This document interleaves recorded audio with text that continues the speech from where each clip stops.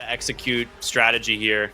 So we'll see if Wawitas can make it work. This is going to be game number 2 here of our opening series here at ESL One Kuala Lumpur. So welcome everybody. It is Blacklist taking on the side of Wawitas, SEA versus SA.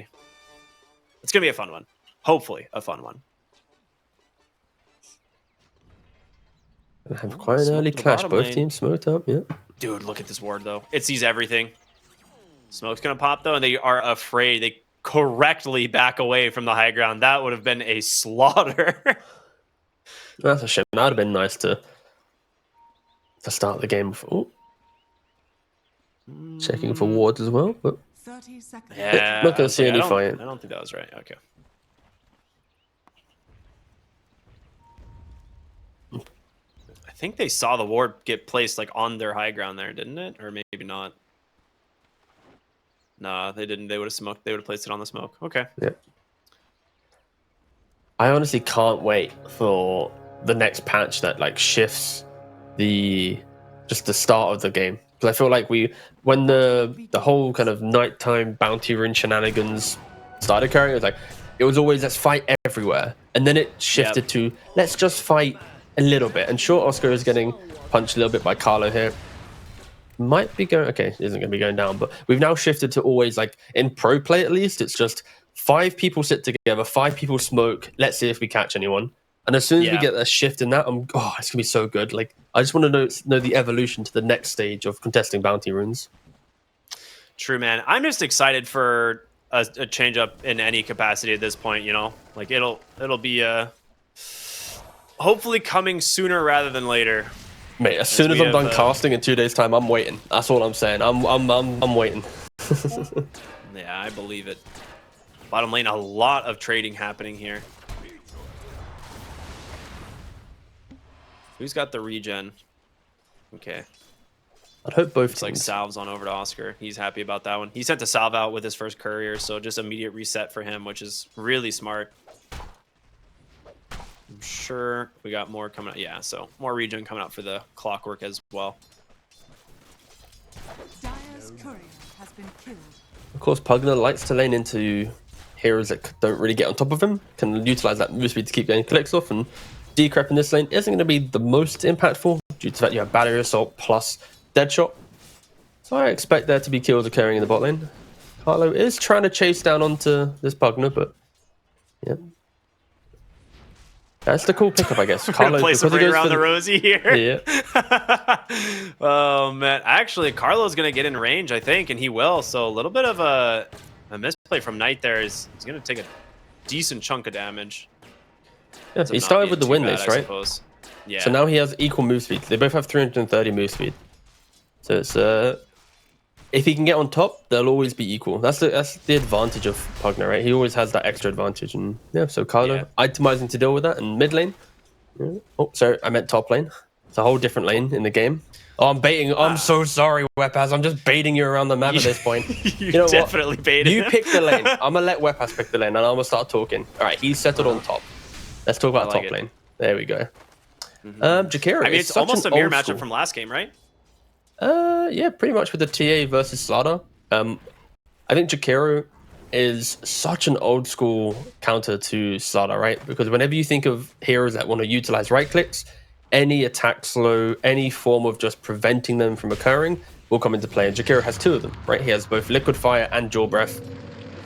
But you need to be careful. When you step inside the creep wave, you're going to get jumped. Yeah, it's only... I mean, the slows are stacking up, but he's got one more bash, and there it is. Panda will end up giving first blood, and Lumiere. He came in deep trying to chase down Tims. Gets punished. That was very strange positioning. Panda kind of got a little bit too excited, and he basically hugged the Radiant creep wave and just allowed such a free initiation. In doing so, both of them die. Okay, yeah, Gabby just lapping that one up. All right, so I know I was talking a little bit about the mid build for Dark Mago. He is just going to go the 440 build, it looks like, most likely. Just the max spell damage. It gives you farming speed. You get a lot more like easy ganks with this build as well, because you're not like rushing this like Deso or Blink Dagger type of setup. So we'll see what he ends up doing. I But think yeah, this top with- lane is really rough now that they managed to find these pickoffs. And Carlo, a great wraparound from the Clockwork, will just trap Panda in the cogs, and that's going to be another one. Bash is primed. It's such a nice early rotation from Carlo, right? Like, you don't see it too often, that move getting made, but with Pugna going for the bot rune, not pressuring it, he even stays long enough to try and go for a second poke. I don't... Refraction in one? Oh, that was very okay. close. The question is, can they find the return kill? It doesn't look like it. Gabby just...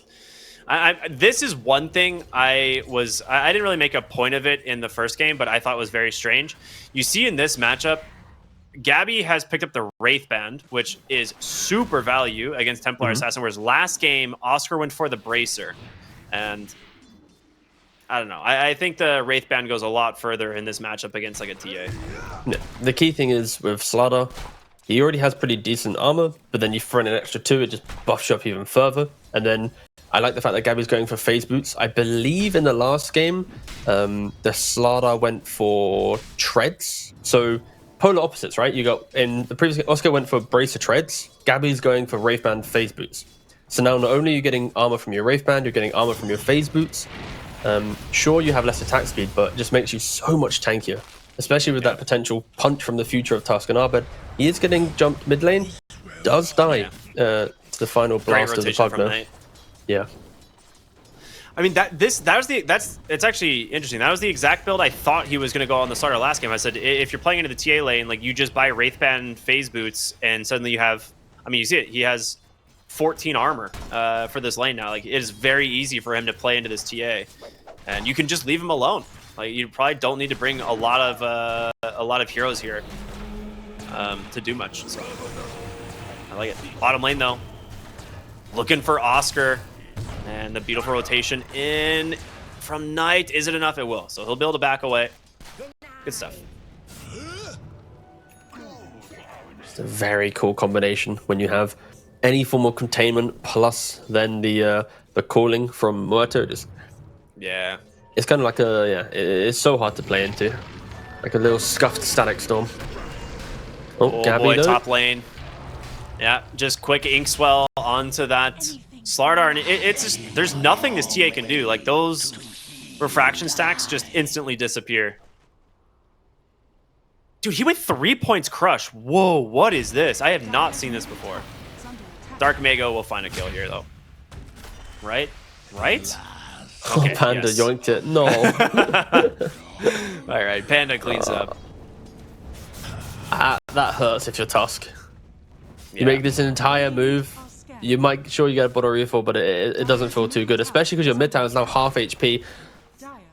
Not the cleanest move there from the Tusk. Arbed. Oh, they're gonna lose their bounty too because Carlo made the rotation down. So The wisdom, yeah. They more lost 2 damage wisdom runes done. and a mid tower. Oh, Dire's middle tower. Dude, an Ember taking mid tower with Orb of Corrosion and the 5-minute catapult somehow still alive at 7 minutes. That's pretty good. Bottom lane though, Oscar getting dove here by Carlo. Raven just popping that Pierce the Veil to help find the kill, and Carlo will just burn down under the tower. I mean, you're super happy about this. This, ends up being another kill onto this Brewmaster, who is still not to level 6. Did go double Bracer and a wand, so he tries to just tank through this, but it's just not enough. I just can't believe that at a 7-minute mark. You've already got Arbed at the tier 2. Sure, ooh, okay, he's having to jump out. He's getting a little bit too cheeky, getting a little bit too carried away there, but no, you don't expect your tower to fall, but not respecting the 5-minute catapult, leaving your lane for nearly, 2 minutes. Of course you're going to take the tower. Why wouldn't you? And Panda, unfortunately, anytime he shows he is going to be going down, Jakiru, even with Boots Windlace, not quick enough to escape the jaws of Carlo, and 8-minute rune goes to Arbed. Just nice moves getting made. I think these two supports are just, I just think Carlo has played an exceptional game. He got stuck on an Ogre last game, right? Poor guy had to play some big boy bloodlusting his homies. But now look at him. He's using twin gates. He's breaking the map. He's like the opposite of Ogre gameplay. I mean, I don't know how Lumiere deals with this top. They're just going to chase him down once again. They drop the Inkswell on top of him, and a few auto attacks. Raven actually with a rotation to help secure the kill, and it's just going to be a +1 as Panda cannot do anything to help his team. I mean, this is how the Slardar is supposed to feel, right? You get this level 6, and this hero punishes. One of the differences last game was this TA just dove into the jungle and just stayed there, right? Did not give them the opportunity to dive. But, I mean, this Grimstroke just has so many heroes to play around. I mean, literally 3 heroes that he can just drop this Inkswell on and get a lot of impact out of. So they're playing very well. Dire's top tower is under attack.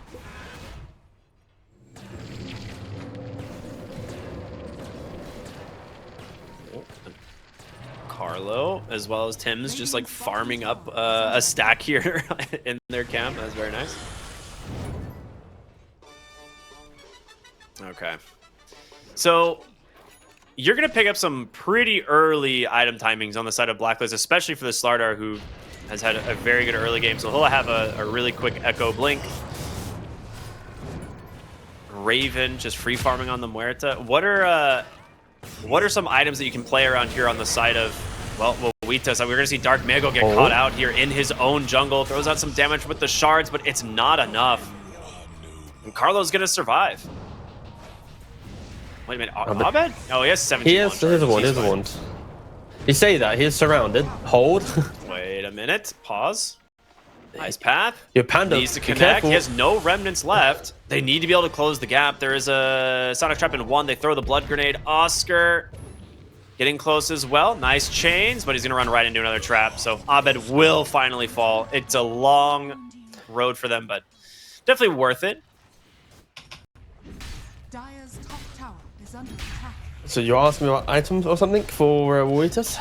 Yeah, I was gonna say, like, we're picking up some big items on Blacklist here very soon, but what are some item timings that you can look forward for Wawitas to start getting active? Radiant structures are Unfortunately, right now, I think active is going to be the opposite of the gameplay that they want. You could maybe argue Tusk buying Blink Dagger is going to be their best form of initiation, top tower but has been denied. they don't have any follow-up after, right? Like, even when he picks up a Blink, Macropire? Like, there's no real X factor. Yeah. Like, Brewmaster's going for a Radiance, TA's going for a Desolator, so I think it really is going to be a sit back and farm game now for Wawitas. And this Tusk will be left on an island where his itemization will be just kind of slightly out of sync right now. And poor old Pugner. They do in the go bot ahead and lane. hookshot bottom. Get another freebie there for Carlo. It's just, you're always going to get this follow-up with the Inkswell as well. It's just, it's so scary. Yep. No, they're, again, utilizing their draft very nicely. They're not dragging heroes around the map that don't need to be there. And I think that is testament to having Slardar and Ember in these lanes, because if Grim Clock go top, you have a vessel to force yourself into the fight, right? Slardar will carry the spells of Grim. You move to Ember, he'll carry the spells of the Grim. And now Muerta, meanwhile, it's like, okay, you're making so much noise on the map that as long as you have TPs up to save me if they jump me, you can just keep getting kills and we'll just farm up efficiently. So yeah, I think Blacklist are just utilizing their draft very nicely right now. And slowly building up a lead. It's only 2k. The TA has done a very good job, even with 3 deaths just sitting at top net worth. But yeah, that's the rest of the team are sure. falling behind a little bit. Yeah, that's the thing that scares me, is whether or not this Tusk specifically is going to be able to stay active. Mid lane, another hookshot comes out. Panda will get caught out. Another good find from Carlo. The question is, though, is can he actually get out of here? As Dark Mago, he's looking for Raven, does get the Walrus Punch, has the snowball, but the snare, he gets him on Tim's, and now Abed extending it pretty far. Carlo gets burned down. Raven dying to the Primal Split. Abed, he's going to find some space. Gabby gets burned as well. A double kill for Lumiere. The Cyclone catches Tim's. Oscar, he went from looking really rough on the Slardar to the all-star of this fight. What a play from him.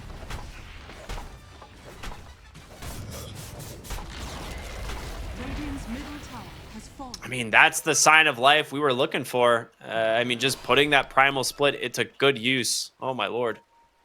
No, it was exceptional, right? Like, we're talking about how they're just going to be sitting back doing nothing, and they kind of find their entry, right? Of course, the Hatred does help out. You're able to instantly get on top of Raven. The fact that your carrier is already, like, out of the fight as it starts, and Yeah, they get the perfect jump, right?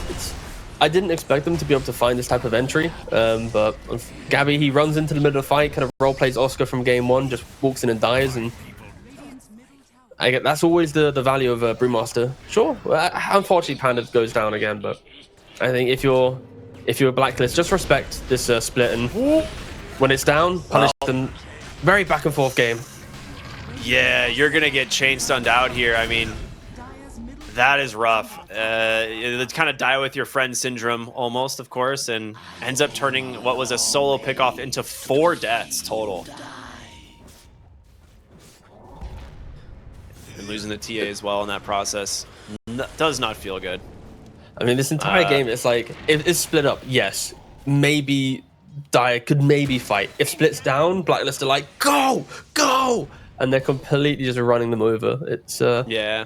I'm still leaning to Blacklist's logic, especially because Roshan at any minute should be theirs, right? I think Gabby, of course, we see with his itemization, he didn't go for the full Echo Saber. He did get that blink earlier on, which has allowed him to, of course, make entry to the game. But with a Death Side, like, sorry, go on. No, I was saying I like his blink, and they're portaling bottom. They're going to try and defend, it seems. So we're going to see some smoke on smoke action here. But It's a battle for Roshan control. No, it's the battle for Roshan control, right? You've got Raven getting picked off, potentially with the blink dagger. But no damage. This is a big one if they can actually find the kill. There's the macro pyre right on top. The life train instantly canceled by the calling. And here comes Gabby. Raven falling low. If they can finish him off, it would be huge. The snowball clips him. That will do it. Carlo trapped, isolated on the backside. A 1-for-1 trade. But it's going to go ahead and start favoring the side of Wawitas as they take this without their TA. Nice moves coming out from Wawitas, right? Like, even with the awkwardness of the initiation, right? Like, they didn't really have the damage to kill Raven. It took 2 blink initiations from Tusk to be able to reset that high ground ward, really just giving all the advantage to that fight. But yeah, the signs of life coming out from them. Well, Oscar needs to be very careful. You cannot like really play this aggressively in the lane against a Slardar. Well, they do turn it around. A nice soulbind buy him some space, but Gabby's taking a beating here. A nice crush will be able to help finish him off as in comes the Ember Spirit, and there it is. Gabby get the kill? The chains. Dark Mago. Oh, he gets the kill. The crush damage, man. The flare to help slow down Panda, and Abed will find himself another. So 3 kills bottom lane. The turnaround from Blacklist as Wawitas, they just stick around too long. Yeah, it was very aggressive farming there from Oscar, right? Like, you finally get some moments of play with yourself, right? Like, and then in doing so, then you overstay your welcome and you just give Blacklist a further fight, right? Like, when you look at Blacklist, there's no downtime in their draft. They're always going to be looking for that next engagement. As long as they have resources, they're going to be in your face. And I think they got a little bit too comfortable with their one pick, and yeah, they got to sit back. They need to farm. They need to get more creeps under the belt. Dude, the way Gabby is playing this Slardar is so sick. Just going like he went like 4-4-1 essentially.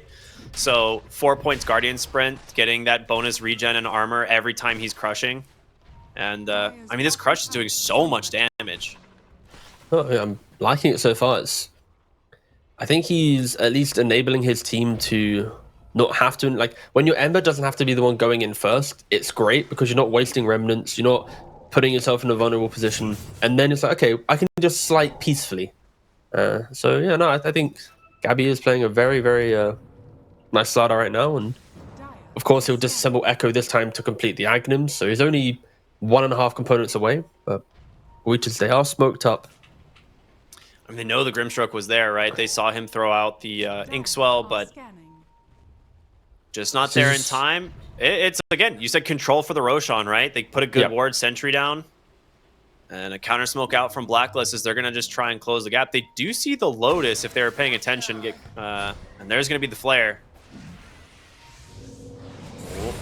Gabby wants to go in. The crush, the 2 heroes. They've managed to grab Oscar, but can they finish him off before the split is the question.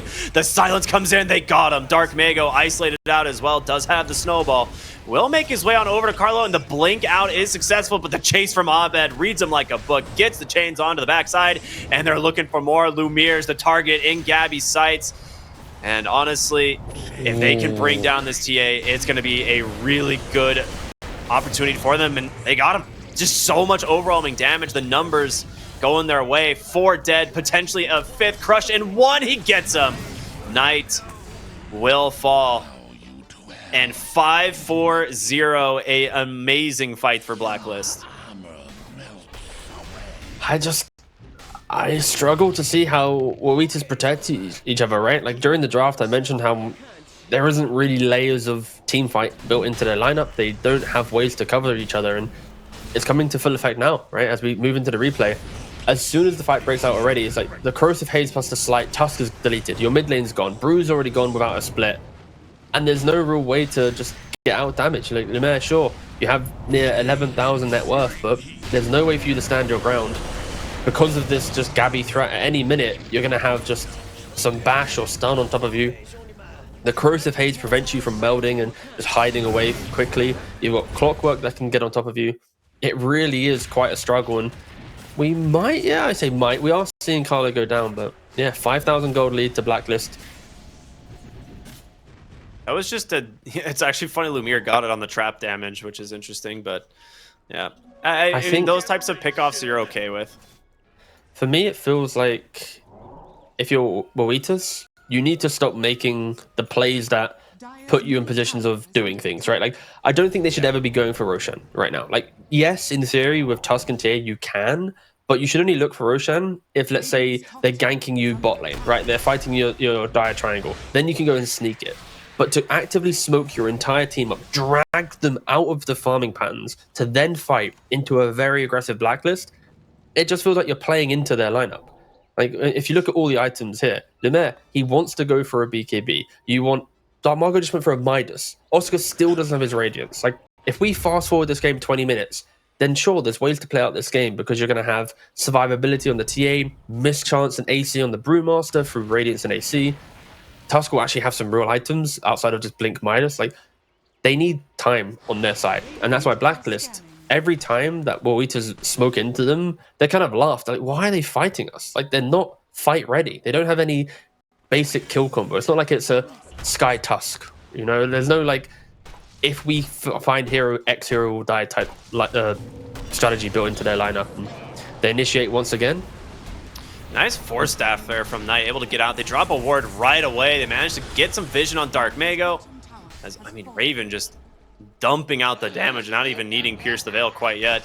It's so much burst from the side of Blacklist if they actually manage to get on top of a hero.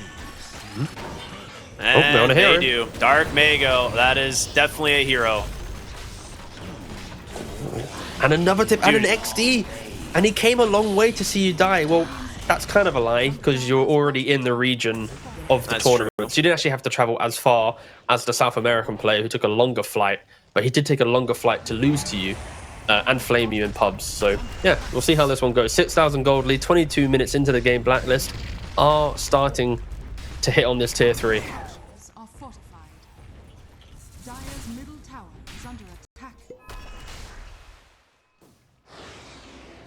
I'm trying to think, like, I know he went back for this Midas. I actually don't know. I don't think that's necessarily a bad item here for the Tusk this game, because I think he will need to be able to scale, and right now he's not, right? Like, he needs to have something.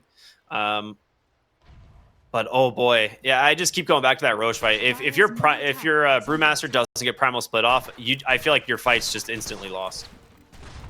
Yeah, it's kind of like the Brew way, right? Like, often Split can just be that, and I guess the main concern, though, as this game gets a little bit more chaotic, Brew Split eventually will become weaker, right? Like, you're going to have Gunslingers from Werther to clip them. You're going to have Gabby who can crush and to lock onto them. You've got Sleight of Fist. Like, all 3 cores have ways to do some sort of AoE damage to the Split. So it's not going to be the most unkillable Split. So he's going to have Shard very soon, but he already bought it. This is like when your build becomes ridiculous. Like, Slardar is probably one of the strongest heroes with his Shard, and of course his level 20 talent just makes it that much more terrifying once he grabs the crush damage. But yeah, I mean, Gabby is a full-blown scaling core this game. He is going to be very difficult for Wawitas to deal with. Yeah, Solana always had an issue with farming, right? Like it's one of those areas where you might be great in lane, but your exit from lane was what hindered his ability to consistently be in pro play. Raven, though, getting jumped. Raven is in pretty deep, but the Pierce the Veil just destroying the rest of the team by himself. They do get the Bruise split off this time. They will buy back on the Jakiro. In comes Gabby. Raven will finally be stuck here alone, and it looks like they can finish him off, and they will, but Lumiere gets grabbed on the backside. It's going to be Carlo, as well as the Ember Spirit getting on top of him. The Ice Path cannot save him, and Oscar, that Primal Split about to end. Knight will be able to TP on home. It's up to Oscar to try and find something here at the end of this fight, but he is all alone. And Abed, he's got one more Sleight of Fist in the tank. He will grab the kill. Ends up being a 3-for-1 with a buyback. You do get the Aegis, but it still doesn't even feel that good. Dark Mago is getting chased down by Gabby. There's a whole nother fight happening. Does he have the blink? He does, but he gets canceled by... Oh my gosh, what a flare. Dude, tip your clockwork. Oh my goodness. Yeah, it was a really nice rocket flare to cancel the blink. It was up, it was about to come up, sorry. So yeah, nice stuff from there, from Carlo. And yeah, for Wawitas, like, yeah, they kill off Raven at the very start, right? They eat through the Aegis, but just the speed in which Blacklist get back into that engagement and once again to punish them. 10,000 net worth lead at the 25-minute mark. Not necessarily insurmountable, but I mean, you can see how, like, I guess the recap is gone now, but Muerta did like 5,800 damage despite dying in that fight, so it's going to be pretty scary. They managed to get the hook shot here, find the Pugna. Knight will get the decrep off, which buys him a little bit of space in the clock. We're starting to fall low, but Pugna just burns. Nice slight chains in from Abed. The Macro Pyre not enough to find the kill, but the flare once again. You were right, man. Carlo went from playing, you know, full despair early game to just styling on the side of Wawitas, and Gabby seems to be, you know, like not afraid of anything. Just jumps right up onto the high ground. The shards, you know, you're trapped in here with Gabby, dude. He does not care. Crush after crush. So much bonus armor thanks to this Aghanim Scepter, and Gabby will survive, no problem at all. I'm just a little bit upset for Gabby. You know why? Why? He just wants to high-five Wawitas, and none of them want to high-five back. His hands left cold the entire time. I mean, he is a fish, you know. Maybe they're worried about, you know, yeah, true. It'd affect performance. being a little and whatnot. smelly or something, you know. Yeah. But no, yeah, Wawitas, they're now smoking up as two. Pugna and Brewmaster.